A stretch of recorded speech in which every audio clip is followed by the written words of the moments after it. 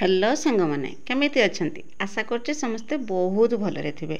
आपण समस्तंकु मो तरफ जय गुरु ठाकुर डाकुचे आपण भलरे रुहंतु सुस्थ रे रुहंतु आपणकर पूरा दिनटी मंगलमय हो आ भलरे भलरे कटि जाओ। तो मु भी भलरे अछि सबदिन भलिया ये गोटे सुंदर सकाळर आरंभ आ ये सुंदर सकाळर आ गोटे फ्रेश आ नुआ ब्लॉग को मु पुष्प आपण समस्तंकु स्वागत करछि। तो आजिर ब्लॉग स्टार्ट होछि से सकाळे 7टा कि 7:30 पाखापाखि हम एपर्यंत मु गाधुआ पाधुआ करना। तो आपण भावुथे कौन गाधुआ पाधुआ एपर्यंत करना नना आसिकी बसिले घर कौन है कौन कथा। तो हाँ यहाँ ठीक कथा नना आसिकी सकाळे सकाळे आसिकी पहुँची गले आउ कहीं मु सकाळे काम दाम सारिकी गाधेवाई कि जाऊँगी से समय नना आसिकी पहुँचले आ मुझे भी तरबर होनी कहीं राति पाहने राखी पूर्णिमा आज तो बहुत सारा काम काम सब सरिया को हम। तो नना आसिकी पहुँचले ये कि आमर एणे अच्छी जे परंपरा अच्छी जे राखी पूर्णिमा आग दिन आम जे अच्छा कूल पुरोहित जी अच्छा सी कन्ना आसिकी राखी जेरकम ठाकुरों की घर लोक की आ गाई बलद जो मान हाथ राखी बना दियो समस्त की राखी आ पैदा घिनिकी आसती आसिकी देकी से जाती। तो से कि नना जिते आसवे ना पूजा करने के आसिले से कौन कहले ना मंदिर खोलिबा आगु मुझे कामटा सरे देकी पलि आसमी आगर ये कामटा सरेदेमी सरेदेकी तापर मंदिर को जाइकी पूजा करिया से कि सकाळे सकाळे मु गाधेवाई जाऊँ से समय नना आसिकी पहुँचले करना आग टे चा दे दी पीया को दे देकी तापर से जे राखी आनी आम समस्त आम समस्त की राखी आउ कन्ना ठाकुरों की राखी आमर जो अच्छा गाई बाछी की भी राखी समस्त की राखी आ पैता सब दे देकी से गले से गलापर मु गाधुआ पाधुआ कम हो सारी देकी ठाकुर पूजा करथिनी। आज टिके बहुत व्यस्त थी कहीं मुझे कहूना का राति पाइने राखी पूर्णिमा एक तो चूना कुटा जीव चाउल पानल बतुरेमी चूना कुटा जीव काली पिठा कि चूना कुटा जीव तापर आ मु राखी भी कुआडे देना आज मते गुटे दिन समय मिली ये गुटे दिन माने राखी भी दबाकू जिमी तापर करना जी सब मार्केटिंग करने कथा सब भी आज दिन में ही सब हम से आज जेहेतु गोटे दिन कहीं छुआ स्कूल सकाଳେ काम धाम सारिकी शीघ्र रोषेबास करदेने खाई पी देकी छुआ स्कूल बाहरी जी बाहरी गलापर आम बाबा मु आम कम लगे से कि मु भी टिके तरबर होती यही रकम यही तरबर भितर सकाळ बेलाटा काम सरिया माने कटिगला आ केते बेले जे माने से तरबरटा ठीक टाइम रहा कि शीघ्र हो पारानी जिते जहाँ चेष्टा कने शीघ्र हो पारानी आ नना को विदाय दे सारा तापर करना मु गाधा पधा कर ठाकुर पूजा करके गैस पाखु पलि आसनी रुटी करथिनी तरकारी करने समय होता क्षीर गरम कर देती आउ करना जिते मुझे रुटी करथिनी से देखी पारे मुझे रकम रागिकी पाटी कौच माने छुआ रागिकी पाटी कौच एक तो मु तरबर होउची तापर करना छुआ करना से रकम बसचंती ना गाधुआ पाधुआ करचंती ना लुगापटा पिंधुचंती कौन करचंती किछि करूनांती मु तांको पुरे रागुतनी मु एपटर काम दाम सारिकी मु कहूची कि बाबा आने कहउचंती शीघ्र काम सरेब काम सरने मोर काम अछि ए रकम बाबा भी मते तरबर करउचंती एने छुआ तांकर माने कथा बिल्कुल भी मानुना से कि मो छुआ पर रागुतुनी रुटी करतुनी आ रागिने सबुदिन स्कूल आसला परे एटा ही आमर चलथिबो जेपर्यंत गाधेया को कही नथिबो छुआ को जे गाधेब जाओ टाइम है तापर जी गाधेवाई कि मैंने ट्यूशन आसिकी पहुँचे गले ना सी ट्यूशन पहुँच 8:30 8:30 ରୁ 9:30 हो केवल से गाधे बास ये कम कर लुगापटा भी से पिंधि मुझे कथा सब कहे तो ट्यूशन आसला आसिकी गाधे पाधे पड़ी तापर करना लुगापटा पिंधिकी तुम रेडी हो मु रोसे करदे मुझे जहाँ भी रोसे करे भजा करे पखाड़ खावाई कि रुटी करे कि तरकारी करे जहाँ भी करे खाईदे तुम शीघ्र बाहरी जीव मु तरबर होउथमे तांको पई कि से किंतु तरबर होउतबेनी खिया पिया सरी मामा कईटी मोर आम ड्रेस रो बटम छिड़ी जाइए कईटी करना आमर होची सार्ट कईटी फाटी टिके सिलाई कर दियो स्कूल जे यूनिफॉर्म जो दिया होची से यूनिफॉर्म तो छुआ को हो ना कईटा ढिला होची कईटा टाइट होची कईटा सिलाई खुली होची एई रकम सब प्रॉब्लम होची आ तांकर करना खिया पिया सरी जते लुगापटा पिंधे जिबे सेही समय तांकर करना मनर पड़िया सेति पई कि मो छुआ परे टिके विरक्त होउथनी रागिकी पार्टी करथुनी तापर करना रुटी भी करथुनी रुटी कर सारिकी समस्त को देथुनी खाया कि समस्ते खाया को समस्ते खाइथिला मिकिली की आज मना करथुनी मिकिली तू जाना स्कूल जाना आउ सेति कि मिकिली भी रही था कहीं ना आज मो भौणी घर को जाऊँगी राखी दवापाई कि आ मुझे जो जाऊँ ना मिकिली कहनी तू आज आ स्कूल जाना आम सांग जा कहीं से बहुत दिन है कुआड़े भी जाइलानी ता मामू घर को जो जाइला जे थरे जाइला किछि समय कि से करना ମାନେ କାନ୍ଦି ବୋବାଳିକି ମାମୁଁ ଘର ପାଖରୁ ଆସିଥିଲା ବିଲକୁଲ ବି ମାନେ ଆସିବା ପାଇଁ ଇଚ୍ଛା କରୁଥିଲାନି। ଝିପି ଝିପି ବର୍ଷା ହେଉଛି ଆଉ ଏ ଝିପି ଝିପି ବର୍ଷାର ବାହାରିକିନା ମୋ ଭଉଣୀ ଘରକୁ ରାକ୍ଷୀ ଦେବା ପାଇଁକି କାଲି ରାକ୍ଷୀ ପୂର୍ଣ୍ଣିମା କାଲିକି ଆଉ ସମୟ ହେବନି ସେଇଥିପାଇଁକି ଆଜି ଯାଉଛି ରାକ୍ଷୀ ଦେଇକି ପଳେଇ ଆସିମି। ସକାଳଠୁ ଝିପି ଝିପି ବର୍ଷା ନାଗିକି ରହିଛି।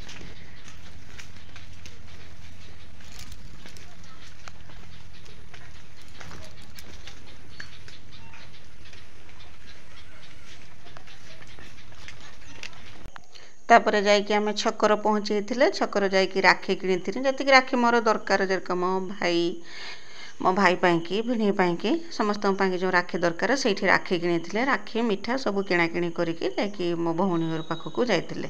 ତ ଆଶା କରୁଛି ମୋ ଭିଡ଼ିଓଟି ଆପଣଙ୍କୁ ପସନ୍ଦ ଆସିବ ବୋଲିକି। ଯଦି ପସନ୍ଦ ଆସିବ ଭିଡ଼ିଓକୁ ଲାଇକ୍ କରିକି ଚ୍ୟାନେଲକୁ ସବସ୍କ୍ରାଇବ୍ କରିଦେବେ ଆଉ ଛୋଟ ସ୍ନେହଭରା କମେଣ୍ଟରେ ମୋ ପାଇଁ ଲେଖିଦେବେ ଯେ ମୋ ଭିଡ଼ିଓଟି ଆପଣଙ୍କୁ କେମିତି ଲାଗୁଛି ବୋଲିକି। ଆଉ କେହି ଯଦି ନୂଆ କରିକି ମୋ ଭିଡ଼ିଓ ଦେଖୁଛନ୍ତି ତ ପ୍ରଥମ କରିନା ମୋ ଚ୍ୟାନେଲକୁ ସବସ୍କ୍ରାଇବ୍ କରିଦିଅନ୍ତୁ ଯାହାଦ୍ୱାରା କି ମୁଁ ଯେତେବେଳେ ବି ଭିଡ଼ିଓ ଛାଡ଼ିମି ସର୍ବପ୍ରଥମେ ଆପଣ ହିଁ ମୋ ଭିଡ଼ିଓ ଦେଖିପାରିବେ।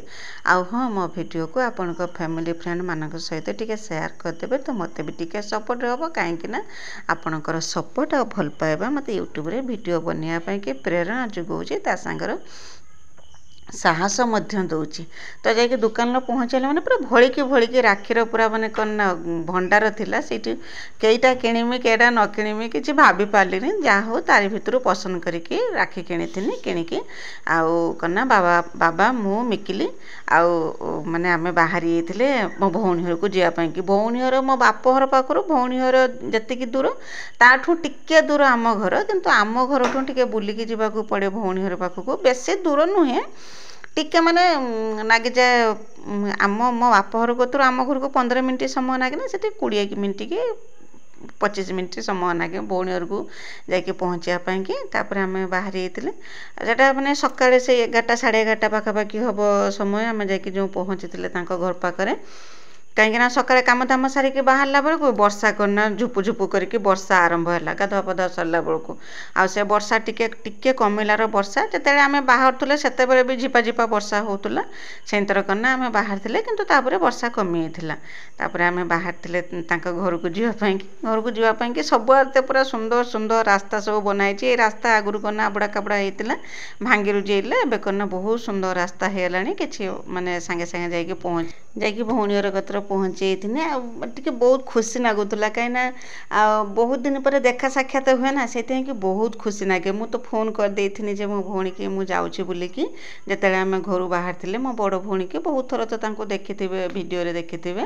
ଆଉ ଏଇ କିଛି ଦିନ ଆଗରୁ ବାପ ଘରକୁ ଯେଉଁ ଯାଇଥିଲେ ଆମେ ଦୁଇ ଭଉଣୀ ସେଠି ବି ତ ଦେଖିଥିବେ। ତାଙ୍କ ଘର ପାଖରେ ଯାଇକି ପହଞ୍ଚିଲା ପରେ ମୁଁ ଯାଇଥିଲି। ମିକିଲି ଯେଉଁ ଥିଲା ମିକିଲି ଟିକେ ଭିଡ଼ିଓ କରିକି ଦେଇକି ଯାଉଥିଲା। ବହୁତ ଖୁସି ଲାଗୁଥିଲା। ମୋ ଦେଇ ତ ପୁରା ମାନେ ଅନେଇକି ବସିଥିଲା କେତେବେଳେ ଆସିକି ପହଞ୍ଚିବ ବୋଲିକି।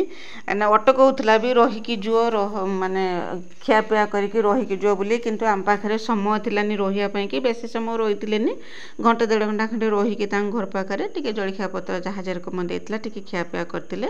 ଖିଆପିଆ କରିକି କଥାବାର୍ତ୍ତା ହେଇକି ଆଉ ରାକ୍ଷୀ ଦେଇକି ମୁଁ କନା ପଳେଇ ଆସିଥିଲି। ଏବେ କନା ସବୁ କାମ ସରିଯାଇଥିଲା। ସରିଲା ପରେ ଆମେ ଦୁଇ ଭଉଣୀ କନା କଥାବାର୍ତ୍ତା ହେଇକି ଆସୁଥିଲେ। ବାବା ତ ପୁରା ବ୍ୟସ୍ତ ହେଉଥିଲେ ଆସିବା ପାଇଁକି, କାହିଁକିନା ବାବାଙ୍କର ବହୁତ କାମ ଥିଲା। ସେଥିପାଇଁ ବାବା କହିଲେ ଶୀଘ୍ର ଚାଲ, କାମ ସରେଇକି ପୁଣି ଘର ପାଖରେ ଯାଇକି ପହଞ୍ଚିବାକୁ ହେବ। ଗାଈ ବି ବନ୍ଧା ହେଇଛି ଘର ପାଖରେ। ମୋର ବି କାମ ଥିଲା ଘର ପାଖରେ, କାହିଁକିନା ଚୁନା କୁଟି ନାହିଁ, କିଛି କରିନାହିଁ, କିଛି କାମ କରିନାହିଁ। ସେଠୁ ଆସିକି ଆମେ ଯାଇଥିଲେ କନା ମାର୍କେଟ ଯାଇଥିଲେ ଯେ ରାକ୍ଷୀ ପୂର୍ଣ୍ଣିମା ପାଇଁକି ଠାକୁରଙ୍କ ପାଇଁକି ସବୁ କିଣାକିଣି କରିବାର ଥିଲା। ସେଇଥିପାଇଁକି ଆମେ ମାର୍କେଟ ଯାଇଥିଲେ। ଆମକୁ ବିଲକୁଲ ବି ଫୁର୍ସତ ଥିଲାନି ମାର୍କେଟରେ ଯାଇକି ଦୋକାନ ସେ ଦୋକାନ ସେଠି ଏଠି ଏରକମ ବୁଲାବୁଲି କରିକି ଆସିକି ଘର ପାଖରେ ପହଞ୍ଚିଲା ବେଳକୁ 3:30 ପାଖାପାଖି ସମୟ ହେଇଯାଇଥିଲା। ଆମକୁ ଆସିକି ପହଞ୍ଚିକି କନା ସବୁ ଜିନିଷପତ୍ର ଆଣିକି ମୁଁ ରଖିଦେଇଥିଲି। ଆଉ ରଖିଦେଇକି ମୋତେ ଆଉ ସମୟ ଥିଲାନି ଯେ ତାକୁ ବାହାର କରିବା ପାଇଁକି, କାହିଁକିନା ଚାଉଳ ପାଣିଲ ବତୁରେଇକି ଯାଇଥିନି। ତାକୁ ଚାଉଳ ଛାଣିକି ସେଟା ଟିକେ ପାଣି ଗଲା ପରେ ତାର ଚୁନା କୁଟିମି, ଆଣ ତିଆରି କରିମି, ପିଠଉ ଗୁଳେଇମି। ରାତି ପାଇଁ ରାକ୍ଷୀ ପୂର୍ଣ୍ଣିମା ଘରଦ୍ୱାର ଟିକେ ପରିଷ୍କାର କରିକି ଖରକା ଫୁରକା କରିମି। ଗାଈ ବି ବନ୍ଧା ହେଇଛି। ଘରଦ୍ୱାର କାମ ଯେତେ ତ କାମ ଆପଣ ଜାଣିଥିବେ। ଗାଈକି ତ ବିଲକୁ ନେଇଥିଲେନି, କାହିଁକିନା ଆମେ ରହିଥିଲେନି। ଗାଈକି ବିଲକୁ କେରକମ ନେବା, ଗାଈକି ଘର ପାଖରେ ବାନ୍ଧି ଦେଇକି ଯାଇଥିଲେ। ଗାଈ ବି ବନ୍ଧା ହେଇଛି। ଘର ପହଞ୍ଚିଲେ ତ କେତେ କାମ ଆରମ୍ଭ ହେଇଯାଏ ତାର ଠିକ୍ ଠିକଣା ନାହିଁ। ସେଇଥିରୁ ବି ସେଇ କାମ ଭିତରୁ ବି ସମୟ ବାହାର କରିକି ବାବାଙ୍କୁ ମୁଁ କେତେ ରିକ୍ୱେଷ୍ଟ କଲା। ବାବା ତ 2 ଦିନ ଆଗରୁ ମୋତେ କହୁଥିଲେ ଯିବା ପାଇଁ, କିନ୍ତୁ ମୋତେ ସମୟ ହେଉଥିଲାନି ଯିବା ପାଇଁକି। ଆଉ ସେଥିପାଇଁ ବାବା କହିଲେ ଆଜି ମୋତେ ବିଲକୁଲ ବି ଫୁର୍ସତ ନାହିଁ, ମୋତେ ବହୁତ କାମ ଅଛି। ଆଉ ସେଇଥିପାଇଁ ନା ବାବାଙ୍କୁ ବହୁତ ରିକ୍ୱେଷ୍ଟ କଲା ପରେ ବାବା ଆଜି ନେଇକି ଯାଇଥିଲେ। ଆଉ ଯାହା ହଉ ଏତେ ମାନେ କାମ ଭିତରେ ବି ମୁଁ ଯାଇକି ରାକ୍ଷୀ ଦେଇକି ଆସିନି, ଯେ ଭଉଣୀ ଯେଉଁ ରାକ୍ଷୀ ଦେଇକି ଆସିନି, ମୋତେ ବହୁତ ଖୁସି ଲାଗିଲା। ଯାହା ହଉ ସେ କାମଟା ସରିଗଲା ପରେ ଗୋଟେ ମୁଣ୍ଡରୁ ଗୋଟେ ବୁଝ ହାଲକା ହେଇଗଲା ରୋଗ ଲାଗିଲା। ନହେଲେ କାଲି କେଉଁଠିକି ଯିମି କ'ଣ କରିମି ମୁଁ କିଛି ଭାବି ବି ପାରୁଥିଲିନି। କାଲିରେ ସବୁଆଡ଼େ ରାକ୍ଷୀ ଦେଇକି ଆସିପାରିମି କି ନ ଆସିପାରିମି ସେଇ କଥା ଖାଲି ଭାବୁଥିନି। ତ ଯାହା ହଉ ବହୁତ ବଡ଼ କାମ ମୋର ଗୋଟେ ଆଜି ସରିଗଲା। ସରିଲା ପରେ ତାପରେ ତ ଯାଇଥିଲେ ମାର୍କେଟ ଯାଇଥିଲେ ତ ଠାକୁରଙ୍କ ପାଇଁକି ସଉଦାପତ୍ର କରିବା ପାଇଁକି, ରାକ୍ଷୀ ପୂର୍ଣ୍ଣିମା ମିଠା ପିଠା ଯାହା ଯେରକମ ଆଣିବା କଥା ସବୁ ଧିନି ଧାନିକି ଆସିଲେ। ଆସିକି ରଖିଦେଇକି ବାବା ତାଙ୍କ କାମରେ ବାହାରିଗଲେ। ଏଠି ସିନା ସବୁ ଫଳ ମିଠା ଲୁଗା ଫୁଲ ଯାହା ସବୁ ଆସିଲା, କିନ୍ତୁ ଆହୁରି ତେଜରାତି ସଉଦା ବି କିଛି କରିବାର ଥିଲା। ସେଇଥିପାଇଁକି ବାବା ଛକକୁ ପଳେଇଗଲେ ତେଜରାତି ସଉଦା କରିବା ପାଇଁକି। ଆଉ ମୁଁ ଏଠି ମୋ କାମରେ ନାଗିନି। ଆଗରେ ଆସିକି ତ ଚାଉଳକୁ ଛାଣିଥିନି, ଲୁଗାଟା ବଦଳି ଦେଇକି ଚାଉଳକୁ ଛାଣିଥିନି। ଚାଉଳ ଛାଣିକି ତାକୁ ଫ୍ୟାନ୍ରେ ଶୁଖେଇ ଦେଇଥିନି। ଟିକେ ପାଣି ଗିଡ଼ି ଗଲା ପରେ ତାପରେ କରିନା ଚୁନା କୁଟିମି। ଆଉ ତାରି ଭିତରେ ସେଇ ସମୟ ଭିତରେ ଘର ଯେତିକି ସବୁ କାମ ଥିଲା ତାକୁ ସବୁ ସରେଇ ଦେଇଥିଲି। ବାସନ ତ ଥିଲାନି, କାହିଁକିନା ସକାଳେ ଯେ ଖାଇଥିଲେ ବାସନକୁସନ ତ ଧୁଆ ଧୁଇ କରିଦେଇକି ରଖିଦେଇଥିଲି। ଦ୍ୱିପହରେ ଆଉ ରୋଷେଇ କରିନାଉ। ଆଉ ବାସନ ଥିଲାନି, ଖାଲି ଘରଦ୍ୱାର ଖରିକିମି, ଗାଈକି ଆଣିକି ବାନ୍ଧିମି, ତାପରେ ଚୁନା କୁଟିମି, ଆଣ ତିଆରି କରିମି, ଏଇ ରକମ କେତେ କାମ, ଲୁଗାପଟା ବି ଧୋଇମି, ଧୋଇକି ସନ୍ଧ୍ୟା ଦେମି, ଏଇ ରକମ ସବୁ କାମ ଥିଲା। ତ ସେଇଥିପାଇଁ ମୁଁ ଲେଟ୍ ନ କରିକି ଆଗରୁ ଚାଉଳ ଶୁଖେଇଦେନି। ଶୁଖେଇ ଦେଇକି ସେଇ ସମୟ ଭିତରେ ଯେତିକି ସବୁ କାମ ଥିଲା, ଯେରକମ ଘରଦ୍ୱାର ଖରକା ପୁରକା ଗାଈ ଅଣା ସବୁ କାମ ମୁଁ ସରେଇ ଦେଇଥିନି। ପୁରା ମାନେ ପୁରା ବ୍ୟସ୍ତ ହେଇଯାଇଥିନି କାମରେ, ମୁଁ କେତେ ଶୀଘ୍ର କାମ ସରେଇମି ବୋଲିକି। ତ ସେଇ ରକମ କାଲି ତ ମୁଁ ଭିଡ଼ିଓ ଛାଡ଼ି ପାରିଥିଲିନି, କାହିଁକିନା କାଲି ଗଲା ରାକ୍ଷୀ ପୂର୍ଣ୍ଣିମା। ମୋତେ ଦିନସାରା ବିଲକୁଲ ନା ଭିଡ଼ିଓ ଏଡ଼ିଟିଂ କରିବା ପାଇଁକି ସମୟ ହେଲା, ନା ଭିଡ଼ିଓ ଛାଡ଼ିବା ପାଇଁକି ସମୟ ହେଲା। ଆଉ ମୁଁ ଯେତେ ଯାଇଥିଲି ମୋ ଭାଇ ହାତ ରାକ୍ଷୀ ବାନ୍ଧିବା ପାଇଁକି, ରାକ୍ଷୀ ବାନ୍ଧିକି ଆସିକି ପହଞ୍ଚିଲା ବେଳକୁ ଲେଟ୍ ବି ହେଇଯାଇଥିଲା। ଆଉ ବହୁତ ପରିଶ୍ରମ ବି ହେଇଥିଲା ମୋତେ କାଲି। ସେଇଥିପାଇଁକି କାହିଁକିନା ଭିଡ଼ିଓ ମୁଁ ଛାଡ଼ିଲିନି କାଲି। ଆଉ ତା ପୂର୍ବ ଦିନ ଭିଡ଼ିଓରେ ଆପଣ ସମସ୍ତେ ବହୁତ ସୁନ୍ଦର ସୁନ୍ଦର କମେଣ୍ଟ ଲେଖିଛନ୍ତି। ଆପଣ ସମସ୍ତଙ୍କୁ ମୋ ତରଫରୁ ବହୁତ ବହୁତ ଧନ୍ୟବାଦ। କାଲି ମୁଁ ଦେଖିନି ଯେ ମୋ ଭିଡ଼ିଓରେ ବିଲକୁଲ ବି ଭ୍ୟୁଜ୍ ହେଇନାହିଁ, କାହିଁକିନା ମୁଁ ବି ଜାଣିଛି ରାକ୍ଷୀ ପୂର୍ଣ୍ଣିମା ପାଇଁକି ସମସ୍ତେ ବ୍ୟସ୍ତ ଥିବେ। କାହାରି ପାଖରେ ତ ସମୟ ଥିବନି ଯେ ମୋବାଇଲରୁ ଭିଡ଼ିଓ ବାହାର କରିକି ଦେଖିବା ପାଇଁକି। ତ ସେଇଥିପାଇଁକି କାଲି ତ ଭ୍ୟୁଜ୍ ହେଇଥିଲାନି, କିନ୍ତୁ ଆଜି ଦେଖିଲା ବେଳକୁ ମୋ ଭିଡ଼ିଓରେ ଆପଣ ବହୁତ ସାରା ଭଲ ପାଇବା ଦେଇଛନ୍ତି। ଯେତେବେଳେ ସମୟ ପାଇଛନ୍ତି ମୋ ଭିଡ଼ିଓକୁ ଦେଖିଛନ୍ତି, ସେଇଥିପାଇଁକି ଆପଣ ସମସ୍ତଙ୍କୁ ମୋ ତରଫରୁ ବହୁତ ବହୁତ ଧନ୍ୟବାଦ। ଯେରକମ ମୋ ବିଜୟଲକ୍ଷ୍ମୀ ଦିଦି, ଆଉ ବିଜୟଲକ୍ଷ୍ମୀ ଅପା, ଜ୍ୟୋତି ଦିଦି, ନିରୁ ଦିଦି, ଅପରାଜିତା ଦିଦି, ସସ୍ମିତା ଦିଦି, ସମସ୍ତେ। ଆଉ କ'ଣ ନା ଭାଗିରଥୀ ଭାଇ ବୋଲିକି ଭାଇ କି ଅପା ମୋତେ କମେଣ୍ଟ କରିକି ଜଣେଇବେ। ସେ ବି କମେଣ୍ଟ କରିଛନ୍ତି, ବହୁତ ସୁନ୍ଦର ସୁନ୍ଦର କମେଣ୍ଟ କରିଛନ୍ତି। ସମସ୍ତଙ୍କୁ ମୋ ତରଫରୁ ବହୁତ ବହୁତ ଧନ୍ୟବାଦ। ଆଉ ଜ୍ୟୋତି ଦିଦି କହିଛନ୍ତି କ'ଣ ନା ଓଉ ଗଛ କେମିତି ଟିକେ ଦେଖେଇବ, ତ ନିଶ୍ଚୟ ଦେଖେଇମି। ଓଉ ଗଛ ବହୁତ ବଡ଼ ଗଛ ହେଇଛି। ଓଉ ଗଛ ଆମର ନୁହେଁ, ଆମ ଯାଆ ଘର ହେଇଛି। ଆମର ତ ସବୁ ଗଛ ଥିଲା, ତାକୁ ସବୁ ଘର କାମ ବେଳେ ସବୁ ହଣା ହେଇଗଲା, କିନ୍ତୁ ମୋ ଯାଆ ଘର ଗଛ ଅଛି। ଓଉ ଗଛ ମୁଁ ନିଶ୍ଚୟ ଦେଖେଇମି। ଆଉ ତାପରେ ସସ୍ମିତା ଦିଦି କହିଛନ୍ତି କ'ଣ ନା ମୋର ବେଳେବେଳେ କାମ କରିବାକୁ ମନ ହୁଏ ନାହିଁ, କିନ୍ତୁ ତୁମ ଭିଡ଼ିଓ ଦେଖିଦେଲେ ତୁମ ପରି କାମ କରିବାକୁ ଇଚ୍ଛା ହୁଏ। ତ ଦିଦି ଆପଣ ଏତେ ସୁନ୍ଦର କମେଣ୍ଟ ଦେଇଥିବାରୁ ଆପଣଙ୍କୁ ବହୁତ ବହୁତ ଧନ୍ୟବାଦ। ମୁଁ ବି ସେମିତି ବେଳେବେଳେ କ'ଣ ନା ଯେତେବେଳେ ମାନେ ଭାଙ୍ଗି ପଡ଼େ, ମାନେ ହତାଶ ହେଇଯାଏ, କାମ କରି କରି ବିରକ୍ତି ଭାବ ମନକୁ ଆସେ, ମୁଁ ସେରକମ କେତେବେଳେ ମାନେ ଯେଉଁମାନଙ୍କ ମାନେ ଭିଡ଼ିଓ ମୁଁ ଦେଖୁଛି ତାଙ୍କ ଭିଡ଼ିଓ ଦେଖିନେ ବି ମୋତେ ବି ସେରକମ କାମ କରିବା ପାଇଁକି ପ୍ରେରଣା ମିଳେ, ଯେ ସେମାନେ ଏତେ କାମ ଭିତରେ ବି ସମୟ ବାହାର କରିକି ଆହୁରି ବହୁତ ସାରା କାମ ବି ସେମାନେ କରିପାରୁଛନ୍ତି। ତାଙ୍କ ଭିଡ଼ିଓ ଦେଖିକି ମୋତେ ବି ସେରକମ ପ୍ରେରଣା ଆସେ, ଯେ ମୋ ଭିଡ଼ିଓ ଦେଖିକି କାହାର ମୁଁ କାମରେ ଆସିପାରୁଛି ଜାଣିକି ମୋତେ ବହୁତ ଖୁସି ଲାଗିଲା। ତ ଆପଣଙ୍କୁ ବହୁତ ବହୁତ ଧନ୍ୟବାଦ, ଆପଣ ଏତେ ସୁନ୍ଦର କମେଣ୍ଟ ଦେଇଥିବାରୁ। ତ ଏମିତି ମୋ ଭିଡ଼ିଓ ସବୁବେଳେ ଦେଖନ୍ତୁ, ଆଉ ମୋ ଭିଡ଼ିଓରେ ଏମିତି ସୁନ୍ଦର ସୁନ୍ଦର କମେଣ୍ଟ ଲେଖନ୍ତୁ। ଆପଣଙ୍କ କମେଣ୍ଟର ଅପେକ୍ଷାରେ ରହିନି। ଆଉ କାଲି ଯେ ଭିଡ଼ିଓ ଛାଡ଼ିଥିଲିନି, ସେଇଥିପାଇଁକି ଆପଣ ସମସ୍ତଙ୍କୁ ମୋ ତରଫରୁ ଆଉ ଥରେ ସରି କହିବାକୁ ଆଉ କାହିଁକି ଛାଡ଼ିଥିଲିନି ସେ କଥା ବି ତ କହିଛି।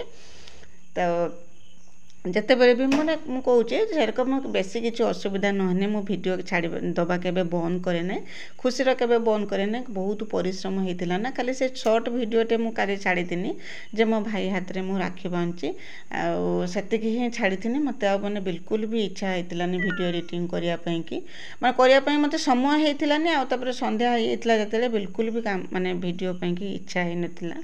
ତ ଆପଣ ସାଙ୍ଗରେ କଥା ହୁଁ ମୋର ବେଳବେଳିଆର କାମ ସବୁ ସରିଯାଇଥିଲା ଯେରକମ ଘଦୁଆ ଝାଡ଼ୁ କରିଥିନି ଗାଈ ଆଣିକି ବାନ୍ଧି ଦେଇଥିନି ତାପରେ ସେସବୁ କାମ ସରେଇକି ପଳେଇ ଆସିଥିନି କନା ଚୁନା କୁଟିବାକୁ ଏଇଟା ତ ହେଉଛି ବହୁତ ବଡ଼ କାମ ଚୁନା କୁଟିନେ ତାପରେ କନା ଆଜି ଆଉ ଯାଉ କରିପାରିଲିନି କି ବିରି ପକେଇଥିଲିନି କିଛି କରିଥିଲିନି ଆଜି କନା ଆଣ କରିକି ଆଣ ଚକୁଳି ବନେଇ ଦେଇଥିନି ସେଇଥିପାଇଁ କି ତ ଚୁନା କୁଟିକି ରଖିଦେମି ରଖିଦେଇ ସାରିଲା ପରେ ଏଇଟା ଗୋଟେ ବଡ଼ କାମ ଚୁନା କୁଟିକି ରଖିଦେମି ରଖିଦେଇ ସାରିକି ତାପରେ ଯାଇକି ଆଉ ଯେଉଁ କାମ କରିମି କାହିଁକିନା ଲାଇନ୍ କଥା ନା ସେଇଟା କହିହେବନି ବର୍ତ୍ତମାନ ଅଛି ଯଦି କେତେବେଳେ ମେଘ ପବନ ଆସିଲା ଲାଇନ୍ ଯଦି ପଳେଇଯିବ ତ ଚୁନା କୁଟି ହେବନି ସେଥିପାଇଁ କି ଆଗରେ ଆସିକି ଚୁନା କୁଟା କାମଟା ସରେଇଦେନି ସରେଇ ଦେଇକି ସେଇ ରକମ ବାବା ଯେ ଆଣିଥିଲେ ଯେଉଁ ମାର୍କେଟ ଯେ ଯାଇଥିଲେ ଠାକୁରଙ୍କ ପାଇଁକି ସବୁ ଜିନିଷପତ୍ର ଯେ ସବୁ ଆଣିଥିଲେ ତାକୁ ବି ସବୁ ସେଇ ରକମ ଥିଲା ଗେଲନ ଆସିଲେ ଠାକୁରଙ୍କ ପାଖକୁ ଯାହା ମୋର ରଖିବା କଥା ରଖିମି ଆଉ ଯାହା କନା ଠାକୁରଙ୍କ ପାଖକୁ ଯିବା କଥା ଠାକୁରଙ୍କ ପାଖକୁ ପଠେଇଦେମି ଗେଲନ ସାଙ୍ଗରେ ପଠେଇଦେମି ଠାକୁରଙ୍କ ପାଖକୁ ତାକୁ ବି ବାହାର କରିବା ପାଇଁକି ମୋତେ ସମସ୍ତେ ଦେଖିବା ପାଇଁ ତ ସମୟ ହେଇଥିଲାନି ଯାହା କିଣିକି ଆଣିକି ରଖିଦେଇଥିଲେ ବାବା ଯାଇଥିଲେ ଛକକୁ ଯେଉଁ ତେଜରାତି ସଉଦା ଆଉ ପରିବାପତ୍ର କିଣିବା ପାଇଁକି ଆଉ ଏପଟରେ କନା ଏଇସବୁ ଜିନିଷ ଘର ପାଖରେ ଆଣିକି ରଖିଦେଇକି ପଳେଇଲେ ତାପରେ କନା ଗେଲନ ଆସିଲା ପରେ ମୁଁ ତାକୁ ଠାକୁରଙ୍କ ପାଖକୁ ଏବେ ସବୁ କାମ ସରିଲା ଖାଲି ଯାହା ଗାଈ ଦୁଆଁଟା ବାକି ରହିଲା ସେ ଗାଈ ଦୁହିଁମି ତ ଦେଖିଆ ଚାଲନ୍ତୁ ମୁଁ ଯେଉଁ ଯାଇଥିନି ଆଜି ବଜାର ଯାଇଥିନି କ'ଣ ସବୁ ଆଣିଛି ରାକ୍ଷୀ ପୂର୍ଣ୍ଣିମା ପାଇଁକି ଆଉ ଆମ ପାଇଁକି ବିଶେଷ କରି ଠାକୁରଙ୍କ ପାଇଁ କ'ଣ ସବୁ ଆଣିଛି ଦେଖିଆ ଚାଲନ୍ତୁ ମୋତେ ଆଉ ବାହାର କରିବା ପାଇଁକି ସମୟ ହେଇଥିଲାନି ମୁଁ ତ ଆସିକି ସେଣୁ ଆସିକି ସିଧା କାମରେ ନାଗିଯାଇଥିନି ଏଥିରେ ଠାକୁରଙ୍କ ପାଇଁକି ସବୁ ଜିନିଷପତ୍ର ଅଛି କ'ଣ ସବୁ ଆଣିଛି ଚାଲନ୍ତୁ ଦେଖିବା ପ୍ରଥମ ତ ଦେଖନ୍ତୁ ଏଇଟା କ'ଣ ଏଇଟା ହେଉଛି ଗୋଟେ ଫୁଲ ତୁଡ଼ା ଯେଉଁଟାକି ଠାକୁରଙ୍କ ପାଇଁକି ଅଣା ହେଇଛି କେରକ ହେଇଛି ମୋତେ କମେଣ୍ଟ କରିକି ଜଣାଇବେ ଆଉ ଏଥିରେ ଅଛି କନା ଗେଣ୍ଡୁ ଫୁଲର ହାର ଆଉ କନା ରଜନୀଗନ୍ଧାର ଫୁଲ ଗେଣ୍ଡୁ ଫୁଲ ହାର ଆଉ ରଜନୀଗନ୍ଧା ଫୁଲ ଚୁନା କୁଟୁଥିନି ହାତ ଧଳା ଦେଖାଉଛି ଠାକୁରଙ୍କ ପାଇଁକି ଏଇଟା ଫୁଲ ହେଇଗଲା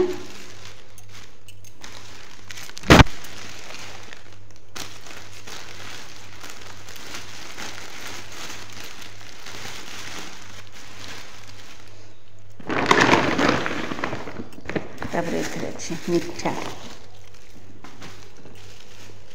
ଠାକୁରଙ୍କ ପାଇଁ ମିଠା ଏଇଟାର ଅଛି ଗୋଲାପ ଜାମୁନ ଏଇଟା କନା ଛୋଟ ଛୋଟ ଗୋଲାପ ଜାମୁନ ଏଇଥିରେ ଅଛି ଆଉ ଏଇଟା କନା ମୋତିଚୁର ଲଡ଼ୁ ଠାକୁର ରାକ୍ଷୀ ବାନ୍ଧିକି କାଲି କନା ମିଠା ଖାଇବେ ଏଇଠି ମୋତିଚୁର ଲଡ଼ୁ ଏଇଟା ଗଲା ଠାକୁରଙ୍କର ମିଠା ଆଉ ତାଙ୍କ ପାଇଁକି ଏଥିରେ ଫଳ ସବୁ ଅଛି ନଡ଼ିଆ କଦଳୀ ସେଉ କାକୁଡ଼ି ସବୁ ରକମ ଫଳ ଆଉ କନା ଏଇଟା ଗୋଟେ ନୂଆ ଜିନିଷ ଆଣିଛି ଗ୍ରୀନ୍ ଆପଲ୍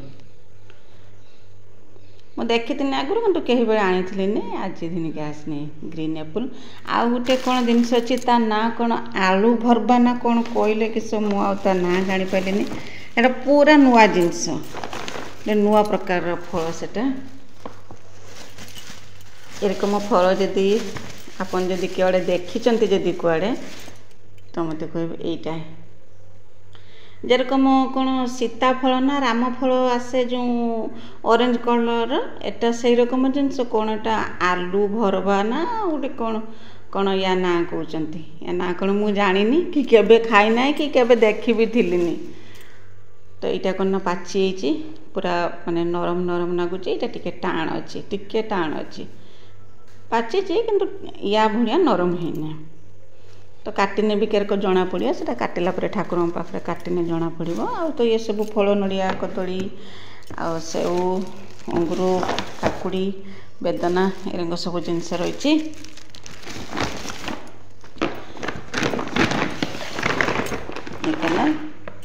ଆଉ କନା ଏଥିରେ ଅଛି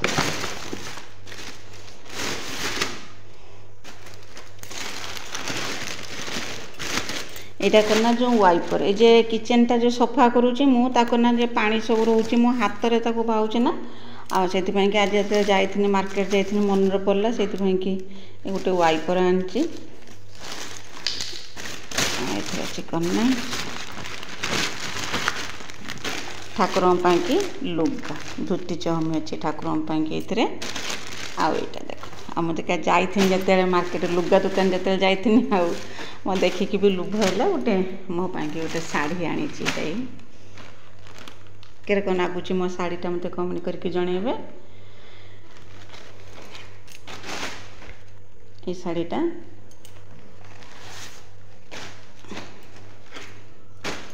ଏତିକି ଦିନିକି ଆସେନି। ତମଟା ମୋ ଶାଢ଼ୀ ଆଉ ଏଇଟା ଠାକୁରଙ୍କର ଧୋତି ସବୁ ଏତିକି ଜିନିଷ ଦିନ ଧାନିକି ଆସେନି।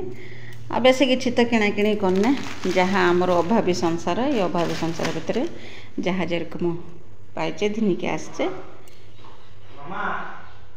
ତାପରେ କନା ମୁଁ ଚୁନା ତ କୁଟିକି ରଖିଦେଇଥିନି। ଆଉ ଏବେ ଆସିନି କନା ଚୁନାର ଟିକେ ଆଣ କରିଦେମି। ଆଉ ଆଣ ଥଣ୍ଡା ହେଇସାରିଲା ପରେ ତାପରେ କନା ଏଥିରେ ପିଠଉ ଗୁଳେଇମି। ଆଉ ୟା ପରେ କିଛି ଭିଡ଼ିଓ ବନେଇଥିଲିନି। ତ ଆଶା କରୁଛି ମୋ ଭିଡ଼ିଓଟି ଆପଣଙ୍କୁ ପସନ୍ଦ ଆସିଥିବ ବୋଲିକି। ଆଉ କ'ଣ ସବୁ କିଣାକିଣି କରିକାନି ଆଜି ଦିନଟି ଏମିତି ଭାବରେ କଟିଗଲା। ତ ଆଜି ପାଇଁ ରହୁଛି। ବାଏ ବାଏ, ଜୟ ଗୁରୁ।